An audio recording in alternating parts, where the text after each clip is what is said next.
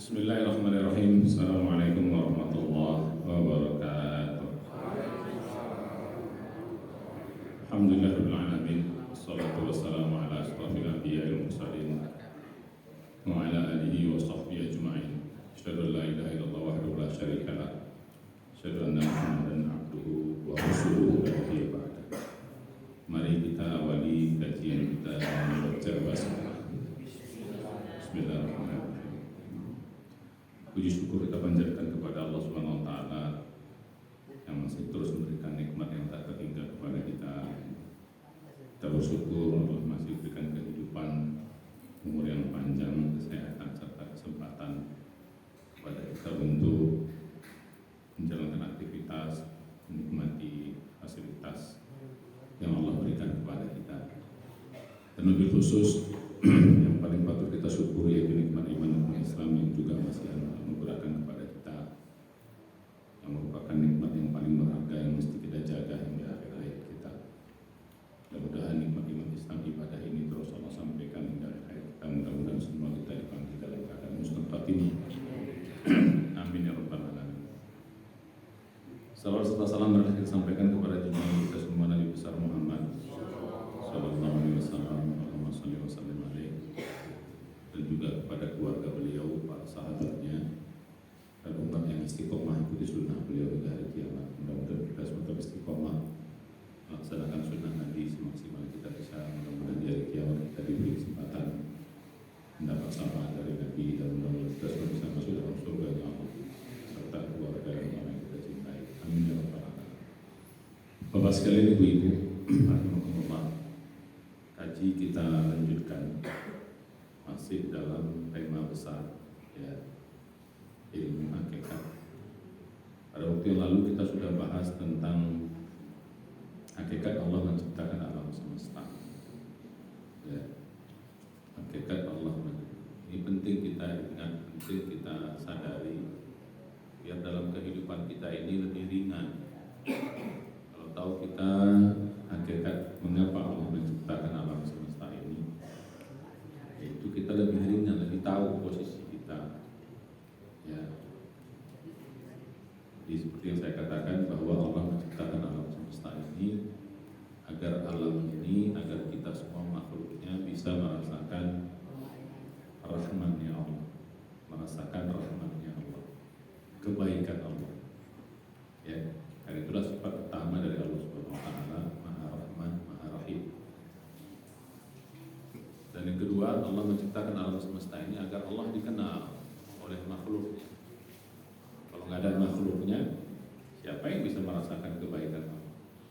Kalau nggak ada makhluknya, siapa yang mengenal kehebatan Allah Subhanahu wa taala? Karena Allah ciptakan makhluk, ciptakan kita semuanya, termasuk manusia, termasuk binatang, termasuk seluruh alam yang Allah ciptakan, ya. Cuma nanti bedanya manusia dan jin itu spesial, ya. Dia diberikan kemampuan untuk menolak atau untuk tidak mengenal Allah Subhanahu wa taala. Dia kemampuannya, diberi kemampuan, ya. Makanya yang ketiga, Allah menciptakan alam semesta ini adalah sebagai batu ujian kepada dua makhluk ini, ya, dua makhluk ini, siapa? Jin dan manusia. Jadi begitu, lagi-lagi ujian ini Allah turunkan kepada kita, jin dan manusia, kembali lagi untuk satu pada yang prinsip di atas. Kalau kita lulus ujian, makin banyak kita dapat rahmat, gitu. Ya, dengan ujian itu kita makin mengenal Allah, ya. Seperti apa ujian itu pun, apakah ujian senang, apa ujian susah, itu kita makin mengenal Allah. Tanpa ujian kita sulit mengenal Allah. Ya, demikian, ya. Nah, oleh karena itu, prinsip ini kita masuk kepada hakikat yang berikutnya, yang saya katakan bukan 3 sifat utama Allah. Ini mesti kita, sebenarnya sifat Allah itu banyak sekali. Yang kita ketahui berdasarkan nama-namanya itu 99 tambah dengan sifat-sifat yang lain, ya gitu. Tapi 3 sifat utama ini mesti kita yakini, Kalau 99 terlalu banyak atau lebih terlalu banyak. Ini saja kalau ini sudah kita yakini dalam kehidupan kita aman gitu. Itu sifat utama Allah. Semuanya mendukung tiga sifat utama ini. Ya, yaitu sifat Maha Rahman, Maha Rahim, Maha Adil. Semuanya kembali pada tiga sifat ini. Jadi gitu, Maha Rahman, Maha Rahim, Maha Adil. Ya, di samping sifat-sifat yang lain, Maha Mengetahui, ya, Maha Perkasa dan sebagainya, semua mendukung tiga sifat utama ini. Jadi gitu. Jadi Allah menciptakan alam semesta dengan kerahmatan dan juga keadilan. Ujian apa yang menimpa kita di samping rahmatnya rahimnya Allah, rahmatnya Allah juga keadilan Allah. Dan begitu. Bahkan Allah menciptakan neraka itu sekalipun itu karena keadilan Allah. Kalau Allah menciptakan surga itu karena rahimnya. Tapi Allah menciptakan neraka itu karena keadilan. Menciptakan hisab, menciptakan ada pertanyaan-pertanyaan kubur, ya, itu semua karena keadilannya. Kalau nggak ada hisab, nggak ada hari kiamat, nggak ada hari akhirat, kita nggak tahu nih gimana keadilan Allah. Ya, lagi-lagi saya bilang tadi karena manusia ini adalah ujian. Jadi kalau ada orang zalim, bagaimana cara mengadilinya? Ya, yang maha adil. Begitu. Jadi orang masuk neraka itu ya karena keadilan Allah Subhanahu wa taala. Kalau nggak ada neraka, ya manusia ya akan berbuat suka hati karena manusia dan jin diberi kemampuan untuk menolak. Diberi kemampuan untuk berbuat sesuatu yang salah. Tapi kelebihannya dia makin dapat rahimnya nanti. Kalau dia lolos ujian itu ya dia masuk surga Allah Subhanahu wa taala. Dapat lebih banyak rahmat. Jadi begitu. Nah, jadi kalau tiga sifat utama ini kita yakini dalam kehidupan kita aman. Jadi gitu, aman hidup ini, damai hidup ini. Apa aja pasti bagus. Apa aja yang menimpa kita pasti bagus. Karena punya sifat yang ini Allah Subhanahu wa taala. Bahkan ketika kita kena musibah itu, hatta musibah itu karena kesalahan kita, bagus itu. Karena adilnya Allah ditegur kita di dunia. Biar kita sadar dengan musibah itu, kemudian kita makin banyak dapat rahmat. Jadi kita sadar, kita tobat, doa dia dosa diampunkan. Karena Allah Maha Pengampun, akhirnya kita bisa masuk ke dalam surganya Allah. Dapat rahimnya. Kalau orang kafir dia nggak dapat rahimnya. Dia hanya dapat rahman dan adilnya saja. Rahimnya nggak dapat. Maka di akhirat sana orang kafir tidak masuk surga. Karena keadilan Allah. Kalau sampai orang kafir masuk ke dalam surga, berarti Allah nggak adil. Adanya ujian-ujian itu karena keadilan Allah.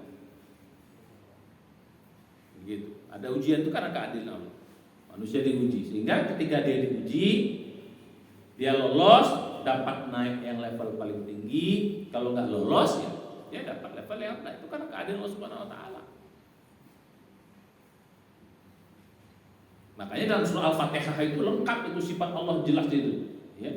Jadi Bismillahirrahmanirrahim dibuka dengan sifat utama. Alhamdulillah, karena Allah penguasa, pencipta, pemilik alam semesta. Diulang lagi Ar-Rahmanir-Rahim, sifat utama. Malik Yaumiddin. Nah, Malik Yaumiddin itu sifat keadilannya. Jadi kalau di manusia di dunia ini ya banyak yang tidak mendapatkan keadilan gitu. Di akhirat lah keadilan yang sesungguhnya. Iyyaka na'budu wa iyyaka nasta'in. Ya demikian. Agar kalian ingin mendapatkan rahimnya Allah, ya harus na'budu dan nasta'in.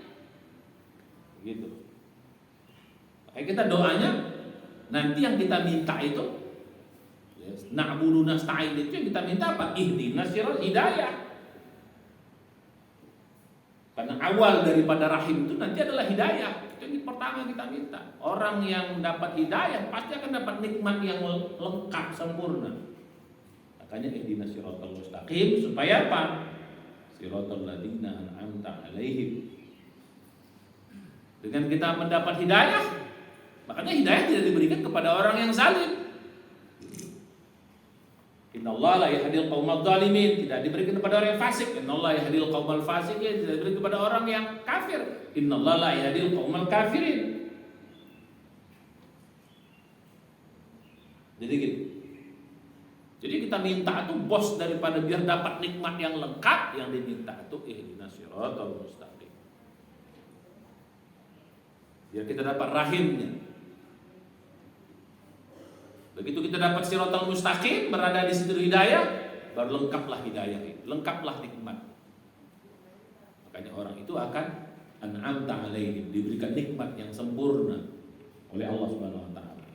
Merekalah minan nabiyyin, para nabi, wasiddiqin, orang-orang siddiq, wassalihin, orang-orang saleh, wasyuhada, orang-orang para syuhada.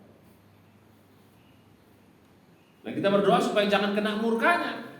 Murka itu keadilannya ya. Kalau kita menyeleweng, menyimpang ya kena murkanya, ditulah keadilannya. Dan juga kita tidak tergolong orang yang sesat, biar kita tidak kena nanti keadilan Allah Subhanahu wa taala. Biarpun Allah Maha Rahman, Maha Rahim, tapi Allah adil.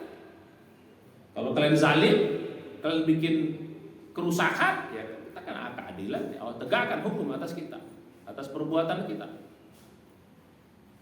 Wala tujzauna illa ma kuntum ta'malun. Allah tidak akan memberikan sesuatu, terutama dalam hal-hal yang yang buruk kita kerjakan, kecuali pasti akan dibalas oleh Allah Subhanahu wa taala. Balik kepada yang tadi. Di surah Al-Fatihah itu lengkap, sifat utama Allah semua ada di situ. 3 sifat utama tadi apa? Ar-Rahman, Ar-Rahim, dan Al-Adil. Makanya mulai sekarang kita memandang sesuatu dengan 3 ini. Asik jadi hidup, kena ujian agar Allah menambah nikmatnya. Kita bersabar, dapat rahmatnya. Kita bersyukur, tambah lagi nikmatnya. Ya mana aja, terserah mau kasih Allah. Apa yang kita rasakan sekarang ini, agar Allah biar bisa menambah rahmatnya kepada kita. Makanya santai aja, Istiqomah ini ngajak hidup ini. Enak aja sebenarnya Pak. Ya cuman setan gak akan mau, dia akan gosok gitu loh. Mau dia, dia gosok. Biar kita prasangka buruk. Betul Tuhan tuh gak adil, dia gosok. Itulah ujian kita di situ. Jadi mulai sekarang mari kita memandang dunia dengan 3 kacamata ini. Hatta kita melihat orang-orang yang zalim sekalipun pandang kacamata Rahman dan Rahimnya Allah Subhanahu wa taala. Karena makanya diturunkan Al-Qur'an itu karena diturunkan Nabi Muhammad itu karena Rahman dan Rahimnya Allah. Wa ma arsalnaka illa rahmatan, tidak akan diturunkan Nabi Muhammad itu, para nabi juga kecuali karena rahmat Allah untuk sekian alam. Ya, jadi gitu. Jadi orang kafir yang kita benci itu adalah kejahatannya, tapi manusianya mesti kita rahmankan, mesti kita sayangi gitu loh, kita kasihani. Makanya dakwah itu berlaku hatta kepada orang kafir gitu. Bang kafir kalau dakwah biar masuk neraka sekali, nggak boleh gitu. Tugas kita menyampaikan hidayah itu supaya orang kafir itu bisa dapat hidayah. Bukan sekedar dapat rahmannya Allah, tapi juga dapat rahim. Selama masih hidup ya doain supaya dapat hidayah. Yang kita benci itu perbuatan si Sambo itu kan kira-kira begitu. Yang pakai ustadz Pak, Sambo yang ustadz Sambo yang udah tobat gitu. Mudah-mudahan ya kita doakan biar dapat hidayah dari FS menjadi US gitu kan. Ustadz Sambo gitu kan. Doa hidayah. Selama masih hidup doakan hidayah. Selama masih hidup, sudah mati ya sudah selesai. Jadi memandang orang kafir pun ya kita memandang orang zalim pun pandangan rahmat. Ya doakan mudah-mudahan dapat hidayah. Yang kita benci adalah perbuatannya. Yang kita benci. Harus kita tegakkan keadilan di sini. Perbuatannya harus kita tegakkan keadilan. Yang salah mesti dihukum. keadilan di sini. Tapi pada orangnya ya mesti rahman dan rahim. Karena kita nggak tahu ujungnya ketika orang kafir itu bertobat.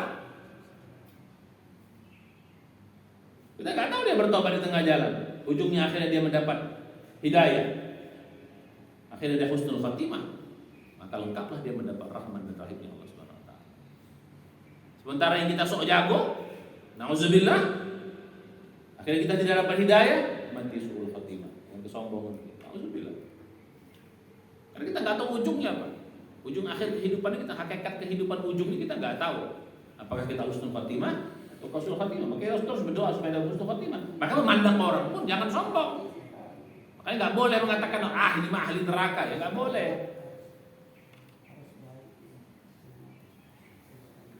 Tetap ada peluang untuk orang itu masuk dapat rahmat dan rahimnya Allah Subhanahu wa taala.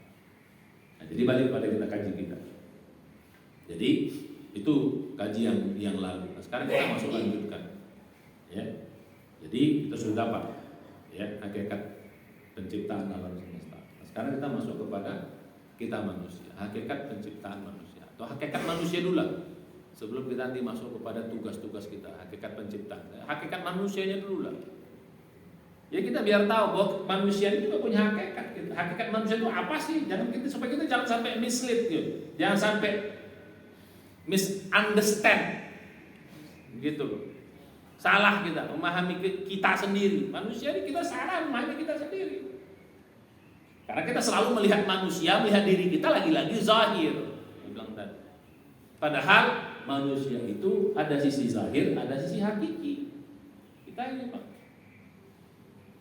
Kan manusia ini punya dua sisi zahir dan sisi hakiki. Sisi zahir kita adalah badan kita ini, fisik kita ini sisi zahir kita, ini yang nampak. Ini yang bisa diraba, ini yang bisa disentuh, ini bisa dilihat, inilah yang bisa dilogikakan.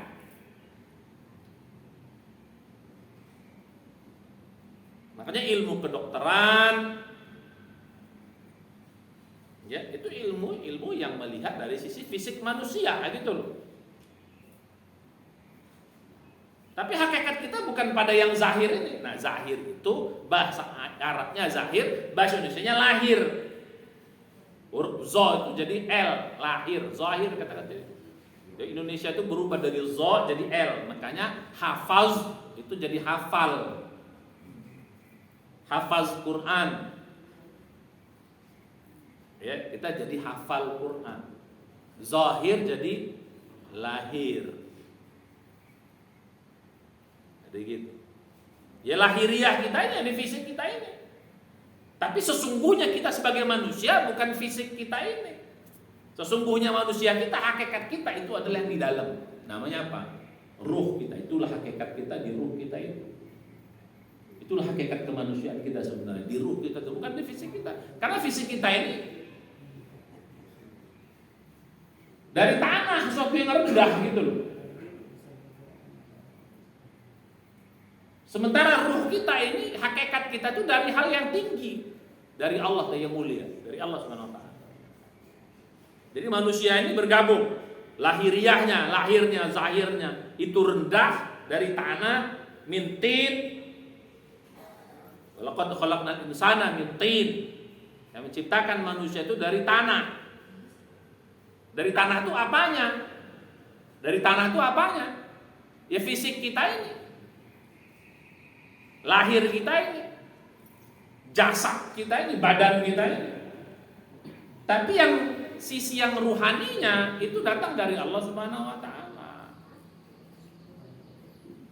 Ini Bapak ini ngobrol di depan, kita di sini ceramah, ngobrol di sini anak muda. Pak, ini ceramah ini. Gimana ngobrol? Ya, lagi ceramah itu didengar gitu, biar dapat ilmunya. Itu kadang-kadang setan tuh digoda gitu tuh ngobrol apa, tapi kita nggak dengar gitu. Setan tuh goda kita. Kalau udah ngomong pasti di telinganya nggak dengar gitu. Ya, karena kalau ngomong itu kan ini tertutup ini, makan pun gitu. Mereka tertutup di sini. Jadi gitu. Ya didengar biar dapat hidayahnya. Makanya orang dapat hidayah itu cuma dua, mau mendengar, mau mikir. Pertama disebut dengar dulu. baru dapat hidayah. Kalau nggak dengar nggak dapat hidayah. Baru mikir. Makanya orang penduduk neraka itu mengapa masuk neraka? Karena nggak mau dengar. Laukunna nasma'u. Kalau seandainya kami dulu di penduduk neraka ngomong nasma'u, mau denger, au nakilu, mau mikir, maka kami nggak menjadi penduduk neraka. Jadi penduduk neraka itu sifatnya dua, karena nggak mau dengar, nggak mau mikir. Orang yang tidak mau dengar itu nggak akan dapat hidayah. Orang nggak mau mikir itu nggak dapat hidayah. Hidayah yang diberikan kepada orang yang mau mendengar dan mau berpikir. Balik pada kita tadi. Ya, jadi hakikat kita ini ya pada ruhani kita ini. Inilah yang harus kita perjuangkan. Inilah yang harusnya menjadi utama gitu. Bukan fisik ini, bukan mempercantik badan. Ya bolehlah sekedarnya. Ya, mau nge-gym, mau bersolek emak-emak, ibu-ibu, perempuan. Ya, jadi gitu. Mau langsing, ya sah-sah aja. Tapi jangan itu dikejar-kejar dalam utama gitu loh. Karena ini fisik bakal mati, bakal tua pun peot gitu loh. Secantik-cantiknya kalau tua pasti peot, nggak akan kenceng terus. Secantik-cantik kalau mati pasti dimakan tanah, pasti hancur. Bakal hancur dia. From dust to dust. Dari tanah akan kembali ke tanah. Tapi yang ruhani kita yang datang dari Allah, maka ketika kita mati pun dia nggak hancur. Ruhani itu nggak hancur, dia kembali kepada Allah. Cuma dalam satu keterangan ruhani itu hanya berubah bentuk saja, dia nggak hancur, nggak mati gitu. Dia hanya berubah bentuk sesuai dengan amal kita, berubah bentuk. Kalau amalnya bagus, bentuknya cantik. Kalau amalnya nggak bagus, bentuknya jelek. Makanya bentuk fisik kita ini segimana-gimana ya pun tetap aja begini. Gak bisa kita ubah. Itu namanya takdir ijbari, gak bisa kita ubah.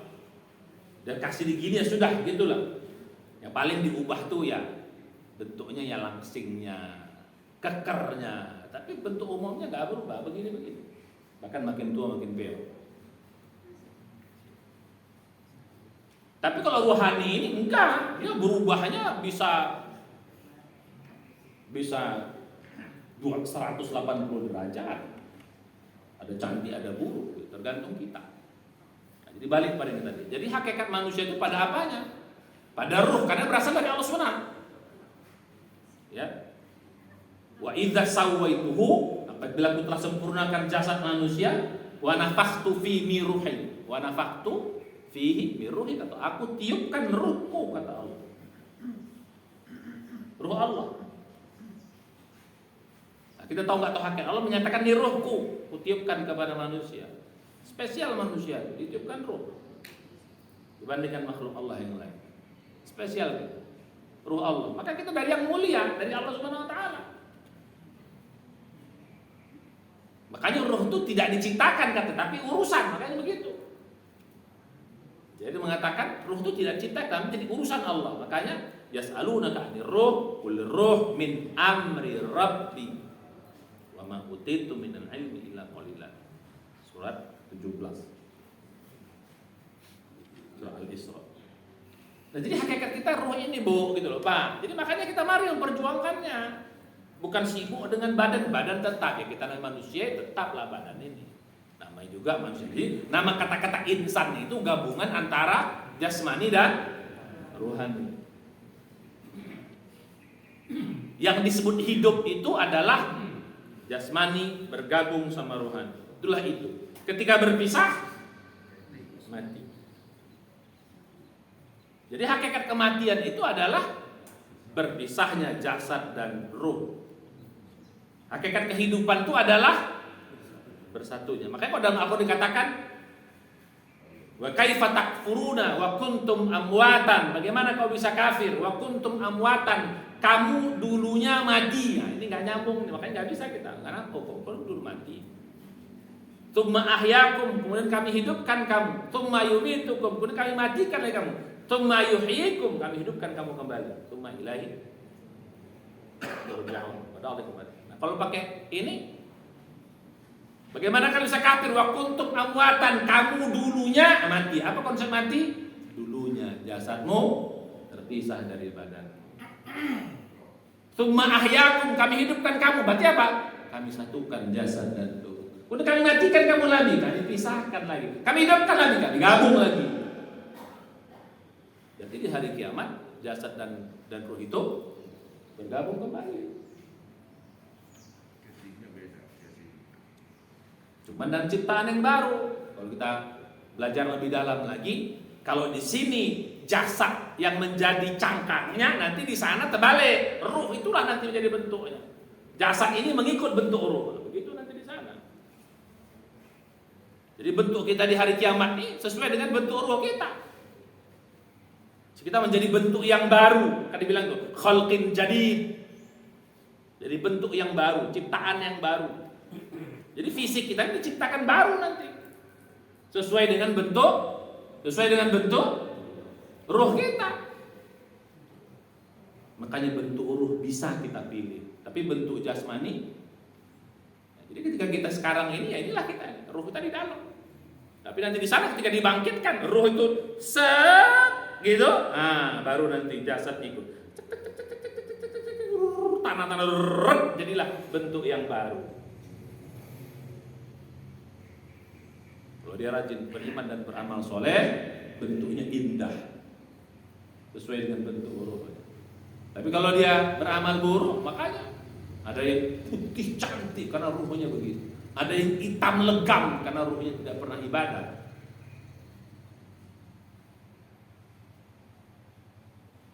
Ada nanti berjalan dengan mukanya. Orang kafir itu berjalan dengan mukanya. Terbalik. Dijalan dia dengan muka. Nanti di dunia dia tidak pernah mau sujud. Maka di sana kerjanya sujud aja, tapi terbalik gitu. Mukanya jalan seperti orang sujud kita gitu. Karena pernah dia mau sujud. Nah, begitulah dia dihinakan. Ada yang lidahnya, yang suka ngomong itu ruhnya itu karena di dunia lidahnya gitu loh, matanya, telinganya, perutnya gitu. Itu kayak itu betul ruhnya. Ini kan apa dia? Sekarang nggak ada lagi tuh cergamnya, lu dicergamin dulu. Ada yang kecil tipis, ada kecil kita dulu. Pernah dengar nggak? Pernah baca nggak? Sekarang kan nggak ada lagi tuh. Kemana dia? Ini cergam dulu, cerita gambar yang neraka itu orang yang lainnya, yang perutnya banyak. Pernah nengok dulu? Cik-cik kita dulu ada tuh, seram kita baca itu. Nggak tahu sekarang saya kemana? Apa itu? Komik itu? Pernah nggak? Ada yang pernah ingat? Ya, yang kecil kali tipis, nggak sekarang nggak pernah lagi deh. Ya anak-anak udah nggak lagi, dulu seram kita baca itu. Diikat, diceluk, apa gitu kan. Sekarang saya masih agak terbayang-bayang gitu buku itu. Sekarang nggak ada lagi. Tipis bukunya, terlalu itu. Tapi cerita tentang neraka itu ngeri gitu. Nah, balik kepada. Jadi hakikat manusia ada pada rohnya, bukan pada fisik. Karena fisik ini, nah cuman fisik ini ujian. Badan kita ini ujian kita ini. Jadi fisik inilah ujiannya, tantangannya di fisik kita ini. Dia senang yang rendah-rendah, senang yang cemen-cemen. Nah, itulah yang fisik tantangan kita. Bisa nggak kita menaklukkan? Kalau yang mulia, rendah ini bergabung. Yang mulia dari langit, Allah bergabung sama yang rendah. Belak jasad kita. Bertarung siapa yang menang. Apakah yang rendah ini bisa ditarik mulia? Atau sebaliknya? Yang mulia ya? Yang mulia ya? Yang rendah dibawa. Makanya neraka itu simbolnya itu rendah. Lembah. Tapi surga itu simbolnya tinggi, tempat yang tinggi.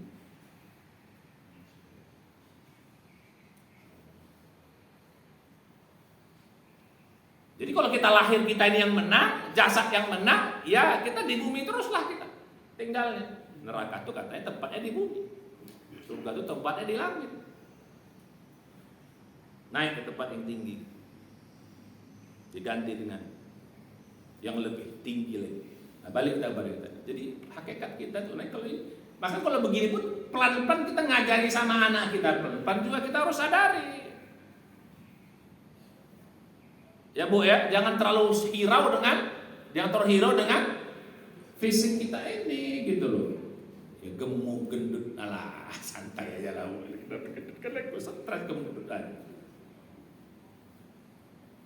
Cuma jangan juga gendut-gendut kali Bu, penyakitan nanti. Jaga juga kesehatan, karena juga jaga kesehatan juga bagian dari perintah Allah Subhanahu wa taala dan sunnah Nabi. Jangan mengutamakan yang fisik. Makanya kata istilah orang Barat, don't judge book from its cover katanya. Jangan menilai orang dari fisiknya. Karena fisik itu menipu. Fisik ini menipu, lahirnya menipu. Kita pikir cantik, rupanya masya Allah. Menipu. Maka dalam Islam itu ketika kamu menikah jangan melihat fisiknya. Jangan melihat lahirnya kan tungkahul mar'atu li arba'in. Perempuan itu dinikahi karena 4 hal. Sebenarnya laki-laki juga sama. Nikah itu karena 4 hal biasa orang menilai. Satu ini suara tata kan soal fisik. Satu, li jamaliha karena cantiknya, karena fisiknya. Walimaliha karena hartanya, fisik juga, lahir juga, zahir juga. Walinasabiha lahir juga. Tapi yang keempat walidinya, agama. Agama itu apa? Ya ruhnya, dalamnya, hakikatnya. Fazfar fidatin kata dia, nikahlah kamu karena agama. Taribat yadaka, selamat engkau. Jadi menilai orang itu ya ruhani. Cuman sekarang kita nggak nampak ruhani itu di mana. Ini kalau dinampakkan ruhani kita ngeri kita Pak. Karena kan cita-cita orang-orang dulu itu Pak ya, ketika kasyafnya dibuka, orang sampai ilmu hakikat itu. Bukan sampai ilmu, sampai pada taraf hakikat itu dia kasyaf itu dibuka, yang gaib itu nampak. Ya. Jadi kadang-kadang dinampakkan. Jadi ketika dia haji, dinampakkan kasaf, ada yang orang haji berbentuk monyet, ada yang berbentuk apa istilahnya babi, ada apa ya, begitulah tingkah-tingkah manusia. Ya, balik kita pada yang tadi. Nah, karena hakikatnya manusia ini pada ruh kita, makanya 3 yang kita lakukan. Ya, bukan mengabaikan jasad, tidak, tetap karena kita tinggal di dunia ini. Hakikat kita adalah akhirat, tapi dunia ini untuk jembatan menuju akhirat. Enggak boleh kita lupakan. Makanya mulai sekarang kalaupun kita beramal tetap masuk kepada ilmu hakikatnya, masuk pada hakikatnya, jangan lihat di fisiknya. Tapi fisik tetap gitu loh. Karena tidak bisa masuk ke dalam hakikat tanpa fisik. Ibaratnya buah, memang yang kita makan buah, tapi kulitnya harus dibuka gitu. Enggak bisa kita makan tanpa membuka kulitnya, buka dulu kulitnya, tapi intinya pada isinya. Nggak bisa. Makan pisang, kulitnya nggak kita buka, ya buka dulu. Ibadah-ibadah pun begitu mulai sekarang. Jadi ibadah itu jangan kita melihat zahir saja. Kalau zahir bertekar, tapi tetap harus diperhatikan, karena itu syarat-syarat itu pada zahirnya. Sholat. Kalau kita melihat zahirnya Pak, sholat itu jadi beban nanti. Kan gitu, ini kan perintah Allah. Kalau nggak perintah Allah Nabi ya nggak usah dikerjakan, betul. Tapi kenapa kalau diperintahkan itu? Apa Allah merintahkan itu tanpa sebab, tanpa tujuan, tanpa hakikat? Gitu loh. Apa? Ya pasti ada hakikat, ada tujuan dari ibadah itu, bukan sekedar diperintahkan. Kenapa kita sholat? Kenapa kita ini sebenarnya? Jadi balik kita pada yang tadi. Jadi jangan main kalau kita bilang ya ini kewajiban, itu zahir dari, memang zahirnya ibadah itu adalah kewajiban zahir. Tapi kalau kita lihat hakikatnya, tahu kita tujuannya, oh ibadah akan menjadi kebutuhan. Kenapa kau sholat? Kenapa kita sholat? Karena kita butuh sholat. Allah perintahkan itu karena kebaikannya untuk dirimu. Walaupun kadang-kadang kebaikan fisik nggak nampak. Nanti kebaikan apa? Kebaikan rohnya. Kebaikan fisik nggak nampak. Ini kita baca. Ini minum. Kita baca Bismillahirrahmanirrahim. pakai tangan kanan. Fisiknya air berubah nggak? Kita pakai bismillah dengan nggak pakai bismillah. Kimiawinya berubah nggak? Fisikawinya berubah nggak? Enggak. Ada berubah apa secara fisik? Bentuknya nggak berubah, begitu aja. Kimia dalamnya nggak berubah. Tapi apa?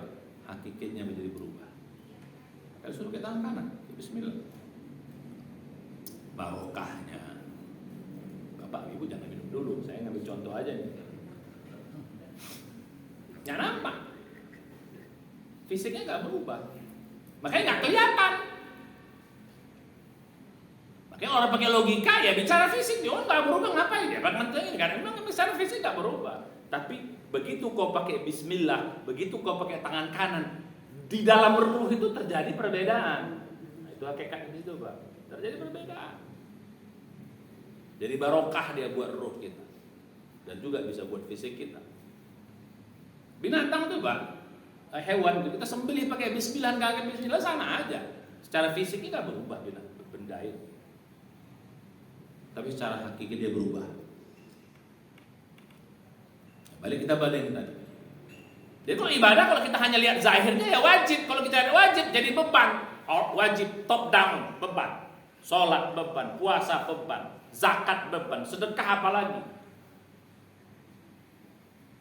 Haji, jilbab, apa lagi?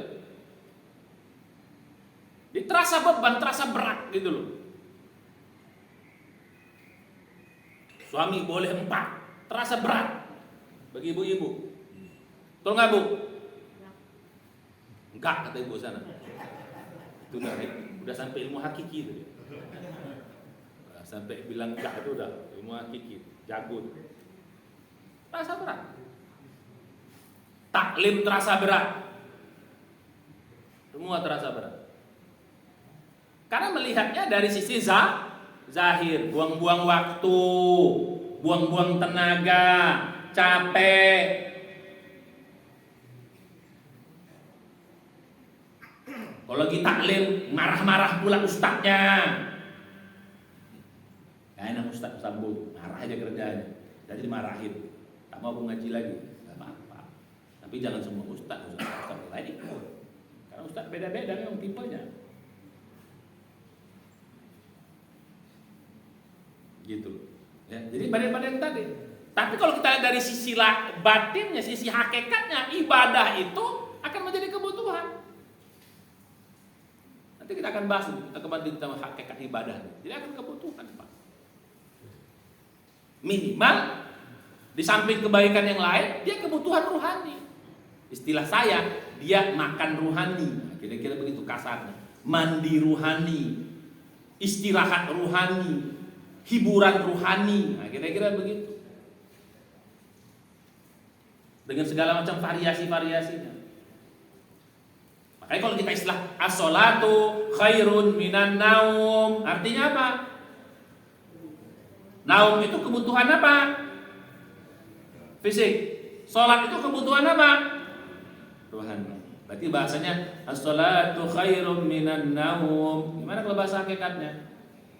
Memenuhi kebutuhan rohani itu lebih baik daripada memenuhi kebutuhan fisikmu.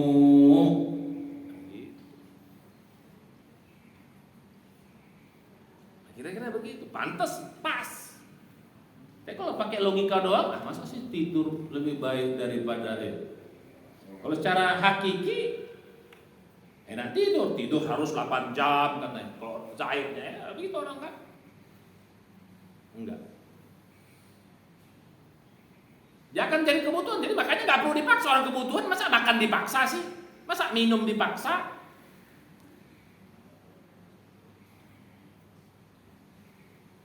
Ya kalau ini kebutuhan kan enjoy kita. Maka mari kita ibadah ini dalam harus naik level. Jangan lagi apa? Jangan lagi kita bicara zahir lagi gitu loh.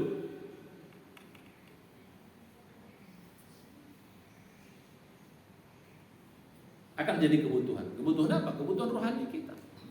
Jadi yang mendapat kenikmatan itu siapa? Badan nggak nikmat. Ibadah itu badan nggak nikmat, Pak. Tapi yang nikmat itu apa? ruhani kita, makanya lebih tenang. Badannya capek, tapi ruhaninya tenang, istirahat. Makanya Rasulullah itu kalau sholat itu, ya Bilal, arihna biha. Ketika mau qomat, wahai Bilal, qomat kamu, arihna biha, istirahatkan kami. Apa arti istirahatkan kami? Istirahat apa tuh sholat? Istirahat apa itu? Arihna itu, ya ajak kami istirahat, kira-kira gitu. Istirahatkan kami. Biha, dengannya, dengan sholat itu. Berarti sholat itu adalah istirahat ruhani. Kalau orang-orang yang dibilangnya jiwa, ya, dibilangnya jiwa. Kadang-kadang dalam Al-Quran juga disebut dengan anfus, nafas, ya, jiwa, ruh, sering juga disebut. Ruh itu ada juga bahasa yang disebut dengan jiwa. Ya, balik. Jadi hakikat manusia itu kita pada ruh kita ini. Mulai sekarang ya kita harus di situ, fokus, main di ruh ini. Walaupun tidak boleh mengabaikan dunia gitu. Fisik nggak boleh juga. Karena tanpa jasad kita nggak mungkin ruh kita menjadi hebat. Ya, balik. Jadi mulai sekarang, mari kita satu. Ya, kita mulai sekarang kita memandang segala sesuatu. Mari kita masuk pada titik itu. Dalam ibadah, dalam apa semua, mari kita dalam titik-titik itu. Boleh masuk dalam ranah-ranah hakikat, bukan hakikat dalam konteks ilmu sufi, walaupun dia ada sedikit persamaan di ujung, tapi kita nggak masuk di situ. Itu satu. Ya, jadi hakikat manusia terdiri dari apa? Dari jasmani dan ruh. Jasmani ini dari tanah, ketika mati akan kembali ke tanah. Ruhani datang dari Allah, ketika mati kembali ke Allah. Satu. Yang kedua, tentang hakikat manusia. Ya. Karena ruh ini adalah hakikat kita, karena ruh ini adalah yang utama dalam diri kita ini, ya. Kemuliaan kita terletak di ruhani itu. Kemuliaan kita. Makanya malaikat disuruh sujud itu gara-gara jasad kita atau gara-gara ruhani kita? Gara-gara ruh kita. Jadi gitu, disuruh sujud. Setelah ditiupkan ruh, baru disuruh sujud. Ya, dalam surat apa? Dalam surat 38. Fa idza sawaituhu wa nafakhtuhu fi mir ruhi faqa'u lahu sajidi. Ketika aku telah sempurnakan, dan depannya gitu kan. Ya. Berkata Allah ya dalam sebelumnya, kalau Rabbuka lil malaikati inni khaliqun basyaran min tin. Allah maklumkan aku ciptakan manusia di basyaran min tin, manusia dari tanah. Fa idza sawaituhu, apabila telah kusempurnakan fisiknya, wa nafakhtu fi ruhi, aku tiupkan ruh padanya, faqa'u lahu sajidin. Jadi setelah ruhnya ditiupkan, baru sujudlah kalian semua wahai malaikat. Fasajadal malaikatu kulluhum ajma'in illa iblis. Semua bersujud malaikat kecuali iblis. Nah, kalau iblis kenapa dia nggak mau sujud? Karena dia memandang manusia dari sisi fisiknya. Makanya dia bilang, ana khairun minhu, aku lebih baik dari manusia. Khalaqtahu min tin, kau ciptakan dia dari tanah. Apanya dari tanah? Badannya. Makanya dia nggak mau. Kok dari tanah, dari yang rendah, aku disuruh sujud? Sorry. Nah, gitu. Jadi kalau kita lihat dari fisik kita ini rendah, orang dari tanah kok. Makanya karena dia dari tanah, nanti selera-seleranya rendah. Jadi kita mulia kita tuh pada fisiknya. Jasad inilah yang bikin kita rendah. Maka selera-selera fisik ini paling selera yang rendah semuanya. Senang yang cemen-cemen. Tahu yang cemen-cemen? Yang receh-receh. Ini fisik kita ini, Pak. Jadi balik. Jadi pertama tadi, yang kedua tadi apa? Bahasan kedua bahwa Yang mulia itu adalah rohani kita. Itulah makanya malaikat disuruh sujud. Fisik kita ini pada hakikatnya rendah karena dia dari tanah. Maka dia akan kembali ke tanah.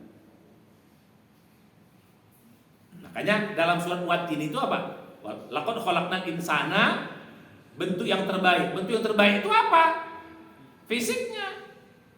Tsumma radadnahu, kami kembalikan dia ke tempat yang rendah. Jadi secara fisik kita ini memang bagus, tapi asalnya adalah makanya rodadna. Apa kata-kata rodadna?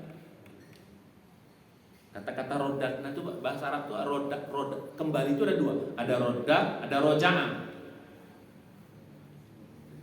Gitu. Ada roda, ada roja'ah. Tsumma radadna itu ya kau tadi kami kembalikan tuh, kau tadinya di sana dikembalikan kau ke situ, maksudnya gitu tuh rodat. Nah itu begitu. Kau tadinya di situ dikembalikan ke situ.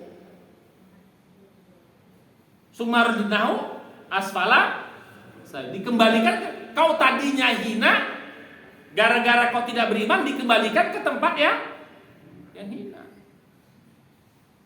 Bahasa Arab itu ada rodat, ada roda, ada roja. Roda itu kembali, tadi di situ, keluar dulu, dibalik lagi ke situ tuh, gitu begitu. Nah, roda itu begitu.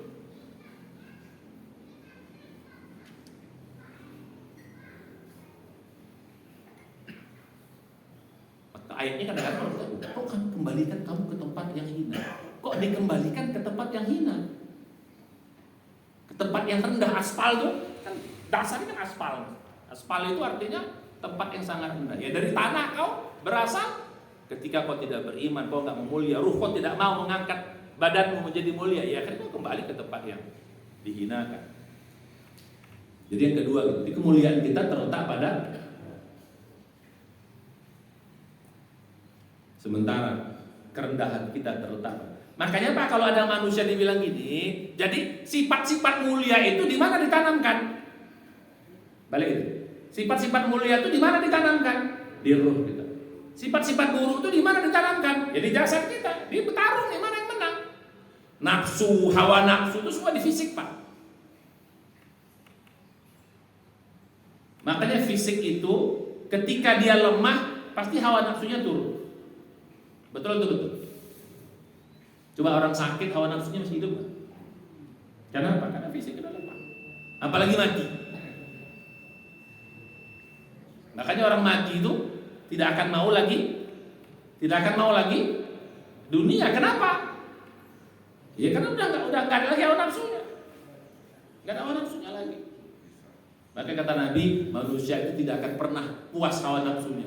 Dikasih 1 lembah emas pengen 2, dikasih 2 pengen 3, kecuali kalau sudah mati, disumpal mulutnya dengan tanah. Itu artinya hawa nafsu nggak bisa lagi ketika mati. Balik ke dulu. Jadi kemuliaan kita pada ruh, kerendahan kita pada. Jadi kalau ada orang mengatakan manusia itu pada hakikatnya baik, benar. Manusia pada hakikatnya buruk, benar juga. Di mana benarnya? Satu.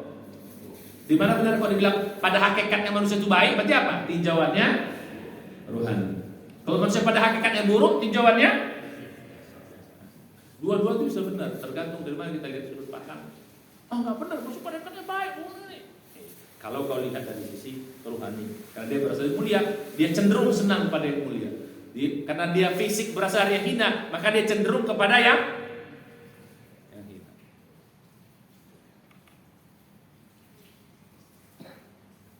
Satu, dua, kita belajar.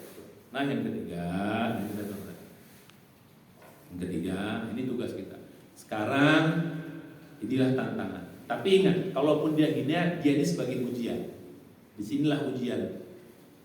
Ya. Nah, yang ketiga, letaknya di mana kita mau karena kita sudah tahu tadi hakikatnya, maka yang ketiga, maka perjuangan kita di mana sekarang? Harus memperbaiki, mengutamakan ruhani tanpa mengabaikan jasmani. Perjuangan sekarang, mulai sekarang. Ibadah-ibadah kita, ibadah kita akan di sana rohani. Jadi menilai orang itu pada ruhani sekarang, jangan pada jasmani. Kita terkecoh nanti kalau melihat jasmani. Jadi kalau ada kata-kata fa'alhamaha fujuraha wa taqwaha itu gimana? Kami ilhamkan manusia itu kebaikan dan keburukan. Bisa kan? Dari sisi konsep bisa nggak kita pahami jadinya? Jadi ditanamkan kebaikan di mananya? Di ruh. Ditanamkan keburukan di mananya? Nah, jadi gitu. Jadi ya. Fa'alhamaha fujuraha wa taqwaha. Kami berikan kepada manusia sifat fujur. Sifat fujur itu sifat salah. Itulah di fisik. Wa taqwaha, dan sifat benar, sifat takwa. Itulah di ruhani. Makanya orang yang kalau ruhaninya menang daripada jasmani, namanya apa orang itu? Takwa.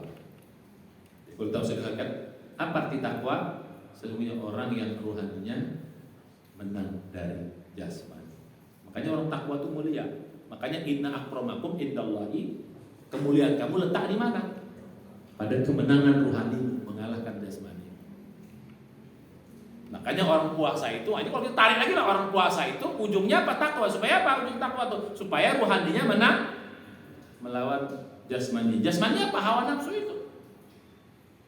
Jadi orang puasa itu orang yang sudah bisa mengendalikan pasti akan takwa ujungnya. Kenapa? Ruhaninya mengalahkan hawa nafsu jasmani.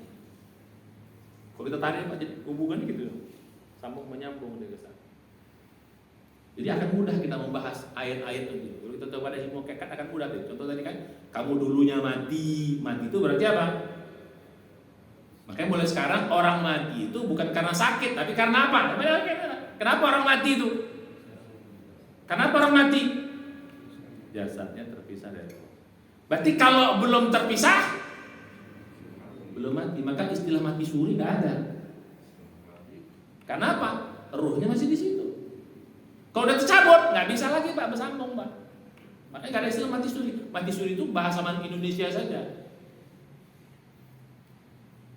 Jadi mulai sekarang orang mati bukan karena sakit, itu sebab-sebab logika lahiriah saja.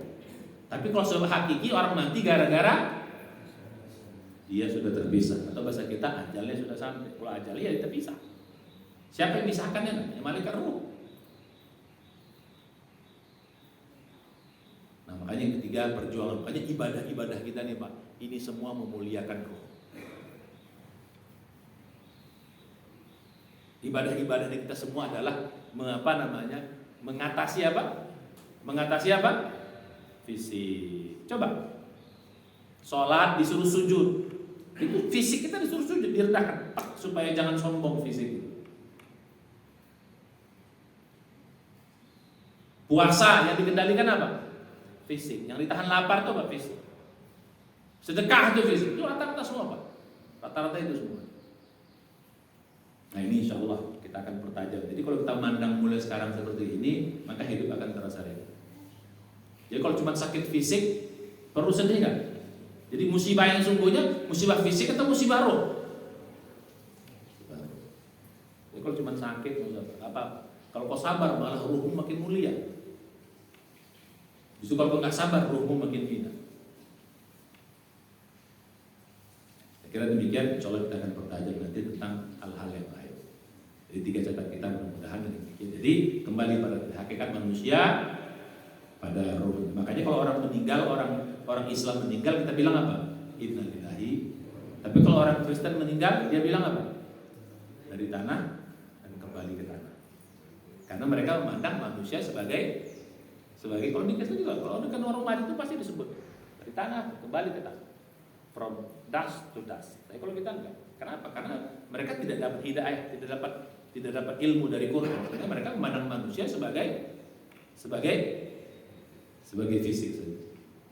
Karena demikian mudah-mudahan insyaallah ke depan kita akan pertajam tentang ini bagaimana dengan ibadah-ibadah dan seterusnya. Oke, wallahualam bishawab. Silakan. Assalamualaikum warahmatullahi wabarakatuh. Sebelum roh dibenamkan ke dalam jasad di umur kandungan ibu, bulan. Iya. Ada dialog antara berkisah dengan. Iya. Iya. Surat 7 ayat 172. Kemudian ada cerita juga mengenai amanah. Manusia katanya menerima amanah itu. Ya, itu di alam roh. Yang menerima itu para roh semua atau diwakili oleh roh Nabi Adam? Para roh semua Pak, kan itu tunggal di situ. Tunggal artinya dia person-person. Jadi semua pada tahu. Jadi perjanjian itu pada perjanjian semuanya gitu. Semua roh diambil perjanjian. Termasuk semua roh. Makanya dalam bahasa Arab itu kalau disebut person, satu orang, ya, insan, itu menunjukkan semua insan. Jadi innal insana lafi khusrin. Sungguhnya satu manusia kan seolah-olah gitu rugi. Karena disebut pakai al, berarti apa deh? Jadi kalau udah pakai al berarti person setiapnya. Jadi kalau kita katakan innal insana itu deh, sesungguhnya setiap. Jadi kadang-kadang kata setiapnya. Makanya kalau amanah itu kan innal aradna al-amanata. Terus apa? Ya, ala samawati wal ardi wal jibal fa abaina ayyahmil wa hamalaha al-insan.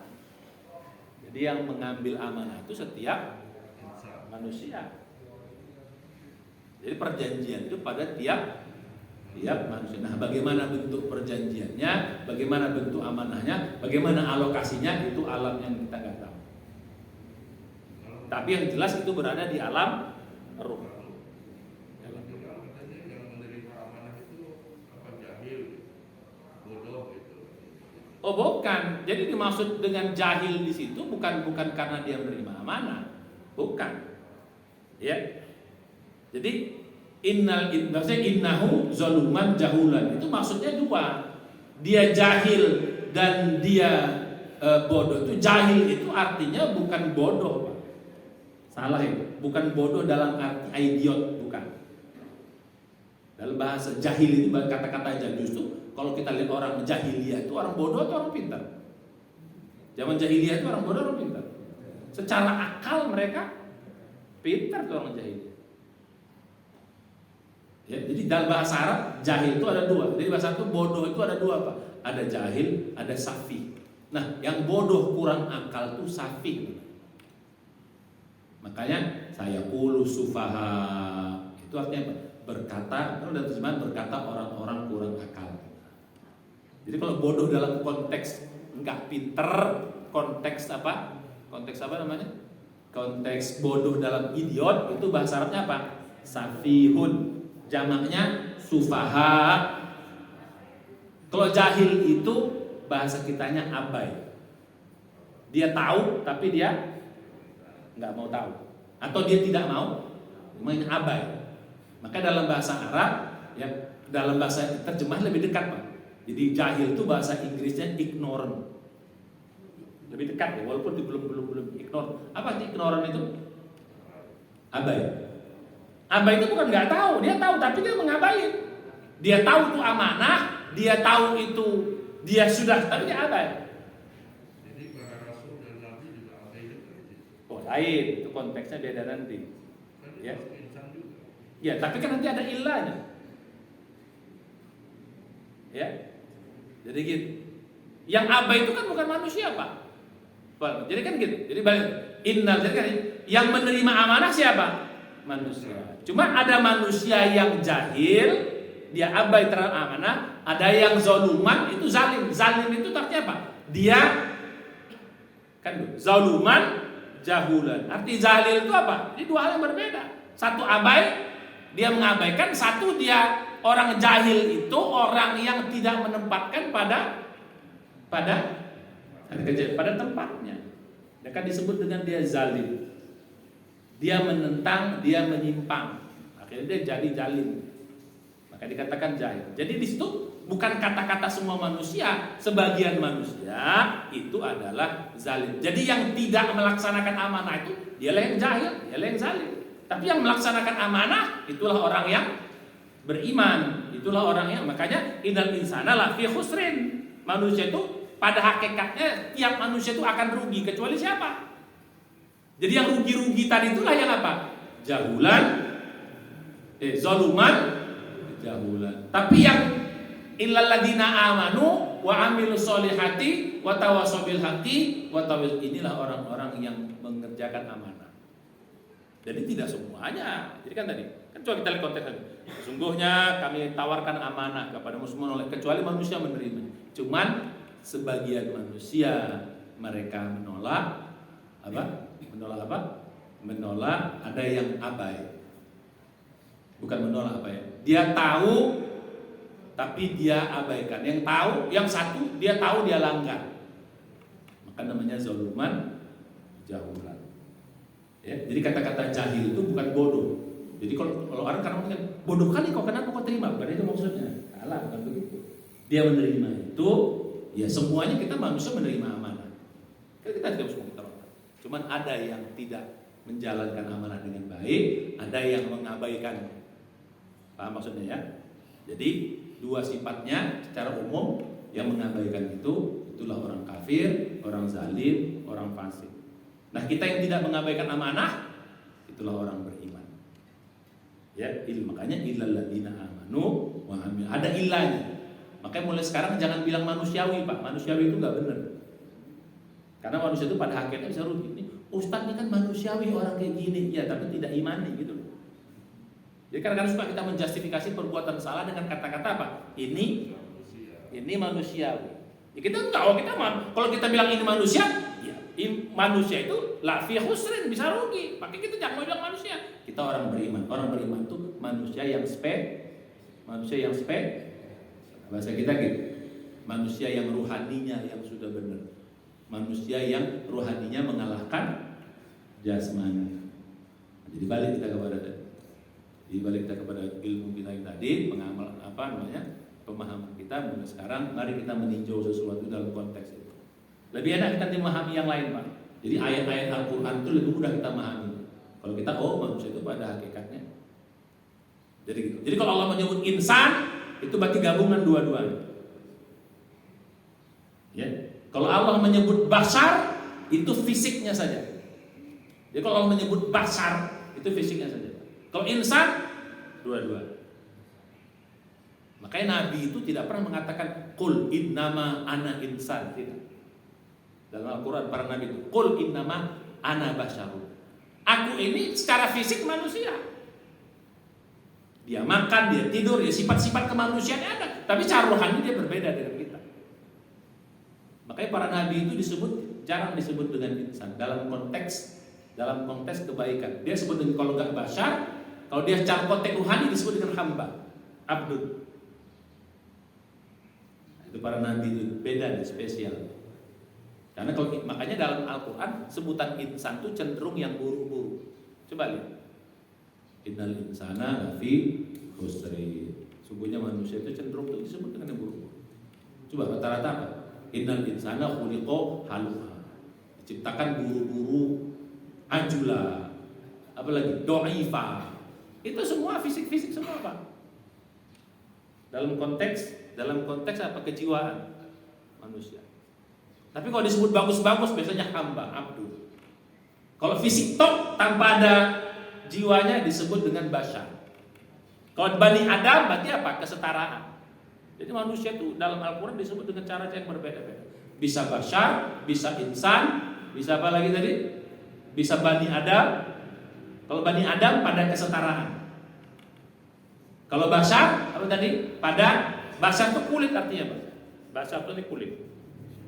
Manusia ini adalah secara kulit dia berbeda dengan makhluk lain. Maka disebut basyar. Makanya hubungan suami istri disebut basyar. Kulit dengan kulit. Maka istilahnya dalam bahasa bercampur. Istilahnya wala tubashiruhunna, jangan kau campuri istrimu. Gitu. Itu ada kulit ketemu kulit. Makanya kalau orang berzina itu yang dijilid apanya? Yang disiksa apa kulitnya, bukan barang yang dipotong, Pak. Kan yang salah apanya? Yang salah apanya? Barangnya. Kenapa nggak dipotong itu kulit perkosaan? Kenapa bisa dijilid? Karena yang menikmati seluruh kulit, maka kulit pelan. Jadi gitu, indah hukum Islam. Maka di akhirat pun yang menerima siksa itu kulit. Maka dalam Al-Quran apa? Idza baddalna juludan apabila kami alladzina kafaru bi ayatina saufa nuslihim nar kullama najilat juluduhum baddalnahum juludan ghairan liyadzuqul adab. Ini kan saatnya banyak orang masuk Islam gara-gara ini, gara-gara ayat. Ya, nanti di hari kiamat orang kafir itu kayak masukkan neraka. Tiap kulitnya rusak, kami ganti lagi dengan kulit yang baru. Badalnahum juludan. Dan ternyata memang yang merasa sakit itu adalah apa? Kulit. Yang enak juga kulit. Artinya fisik. Jadi saraf enak itu di mana, Pak? Di kulit. Saraf sakit pun di kulit juga. Paham ya? Jadi balik kita.